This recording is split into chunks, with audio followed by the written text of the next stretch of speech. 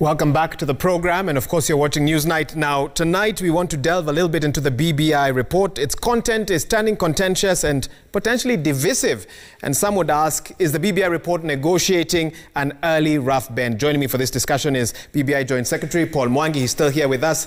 Paul, the constitutional making process in a country has in the last two instances been viewed as largely consultative, and let me give you some examples. The Bomas process had the National Convention in 2005.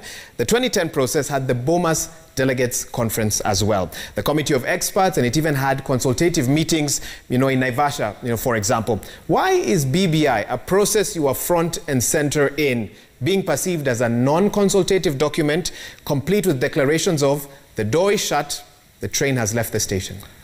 The problem is coming in that we are now being required to be what we had been told not to be, and what we had explained that we are not. We have always said we were not a constitutional amendment drive. We were about 9 points that were agreed on between President Uhuru Kenyatta and Prime Minister Raila Odinga. And what they send us with the 9-point agenda to find out how we can resolve those issues. And we explained that in the process of resolving those 9 issues, we will recommend some constitutional amendments. And the accusation that came then, we were told, don't you try to be a constitutional amendment process. And we said we will not be. We will only concentrate on the 9-point agendas. So where we are today, we are still only concentrating on the 9-point agendas that we were set out to do. But the accusation that being made then is that we should have been a constitutional amendment process. So a lot of the things that are being pushed to us are things that we had made very clearly that we are not about, and also things that we had been warned not to be. And we had said we will not. But the political class in rallies, especially before COVID-19, led to scaling down of gatherings, talked about a constitutional amendment drive. Various political parties as well, some of which are seen to be quite close to the principles of this process. Don't you then see why there would be this confusion, if that's how there was, we kept explaining, and that was understood, that we will recommend amendments to the Constitution only that fall within the BBI agenda. But we were not going out to seek views to amend the Constitution. We were never a constitutional amendment drive. And even our critics want us not to be. But our critics are now requiring us to be and criticizing us on the basis that we were not a constitutional amendment drive. Fair enough. Even if you limit yourselves to the 9 points in that agenda, the question of consensus keeps coming up. That even within those 9 points, have you sought enough consensus to be able to take this process forward? And let's talk about, for example, the kind of consensus being agitated for by Deputy President William Ruto. How should BBI proponents handle these calls for consensus and calls for what is now being termed as a non-contested referendum? First, I saw some of the groups that were listed in the tweet of the Deputy President. All of them addressed themselves to us, the pastoralist group, NCCK through the dialogue reference group. They all came before us. They all have made submissions before us. We took a lot of the submissions that they brought. And some of them, of course, will come back where they shall be explained to why, if there was something about their proposals that was not taken, why it was not taken, or how else it was catered for. Others will come, and like the pastoralist group has done, to say that some of the ways we have approached their concerns they still don't feel sufficiently protected. And I am sure those will be easy things to look at. But everybody who is being mentioned as that we should talk to, we have talked to them. Not once, but twice. We talked to them when we collected views, and we talked to them again when we went for the validation. Fair enough. And you actually brought to our studios submissions by, for example, the NAK Kenya Party, the Dialogue. That's why I have so many papers on my desk this evening, courtesy of Paul Mwangi. But, figuring out how to phrase this, it's one thing to present views. It's another thing to feel that your views have been adequately captured.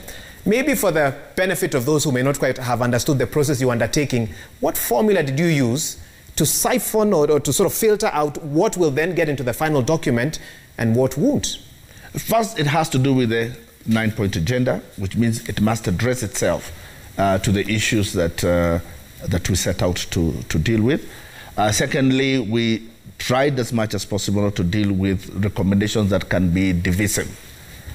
So it should be a recommendation, one that will be largely acceptable to other people. Because if you were pursuing an agenda only for yourself and it is something that will going to cause problems with other interest groups, then we left that out. So we tried to take that which recommendation that is going to cut across in terms of acceptability. So primarily sticking to the 9-point agenda, but secondly ensuring that those views are as inclusive as possible? Yeah, as inclusive as possible to other interest groups. Speaking of being as inclusive as possible, one member of the Secretariat actually came out last week and said that the process was not as inclusive as he hoped it would be. In fact, the integrity of the report was actually called into question. Major Say suggested the report was doctored and that what the task force had been working on all along is not this report that was finally presented to Kenyans. Are we seeing a Kilifi moment?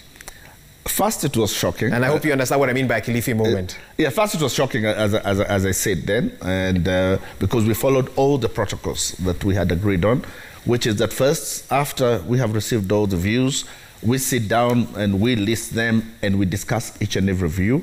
We agree what is going to be acceptable to all the members. There are records of every discussion that took place, of every item and view that we collected. Then after that, when the report is written, it is brought, members again have a look at it, ensure that is what they wanted, and then they sign. We followed all those protocols. So I'm also not surprised that Bijasai later was to say that he was misquoted, because he also knows that we followed all the protocols that were there. So are you telling us tonight that the steering committee had the opportunity to read the final report? Yes, everybody read and before signing it. You can say that on national TV without batting an eyelid for lack of. Yes, and it's the second time we've done that. We had protocols on how we agreed we were going to handle every report and every view that was going to be presented. And we followed all those reports. And as I said, the member himself has said that he was misquoted on that element. I mean, well, he has said that, but I'm looking at a man like Major Say, a dignified military man. Why would he make a statement like that in the first place? He said he didn't make it. But as I said, I was also shocked that he was alleged to have said it. He said it, and I believe him when he says that, because he knows and everybody knows that we follow the protocols. Okay. What role do you see then as a Secretariat moving forward? What are the next steps in this process? Well, for BBI, we are completed with our work. We have handed in the report. All we are doing now is, because we wrote the report, we have to keep explaining what we did and the processes that we went through. But the rest of the process is a totally different process. It will take a more political turn, and it is the political leaders who are going to determine how they want that handled. What role will Paul Mwangi play in that next process? As I said, the leaders will determine what role, how it's going to play out, and who they need in the stages. We have done our work, and we are satisfied with that. Okay. Paul Mwangi, thank you so much for your time. That's Paul Mwangi, BBI Joint Secretary, answering some of the questions you have had. Actually, before I let you go, let me read you two quick messages that have come in. One from Honorable, let me see this one. Kimani Shungwa, he says, if it was not a constitutional amendment committee, what business did they have to recommend constitutional amendments outside 9 points? They've already gone outside. Is it a process for 2 Kenyans alone or for all Kenyans? That's one. And one last one here from I don't know if he wants me to read his name, but he's a religious leader, and he says, consensus means a general agreement. Different parties should present their views. Then we have a national conference to agree. When it is said that there's no review, they raise suspicions. The church may find it hard to support the current recommendations. I've actually run out of time, but I'm going to give you a minute to respond to one. The last person who said that, when he says the church is going to find it difficult, the church was, in fact, the dialogue reference group is made up of church groups. The largest church groups in Kenya are part of that dialogue. And if you look at their submissions, we have taken a lot from the advice they gave us. So I don't know on what basis he says that the church is not going to support us, because they came before us and we respected their views and we captured a lot of what they wanted. For Kimani Ichung'wa, I'll say, as we said, we are on the 9-point agenda. We are not the first attempt to amend the Constitution of Kenya. We are not going to be the last. Everybody comes upon the theme that you are pursuing. So we had our theme, and our theme was the 9-point agenda. Somebody else will come with other themes. So it's even those who feel that what they have possibly wanted to bring out is not taken care of by BBI, somebody else will come with a different theme. and possibly will take care of their amendments. In the outro, explain to Kenyans how the final report had a challenge with the signatures.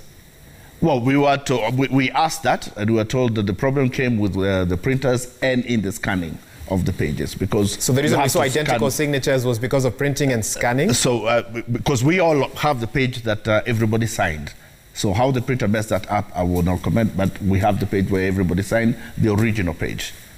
I must say, Paul, I have lots of questions for you, but I've been told I've run out of time. Please, I hope you'll accept an invitation to come back. Anytime. Anytime. I'll hold you to that. Thank you. Paul Mwangi, BBI Joint Secretary, thank you so much for joining us on this.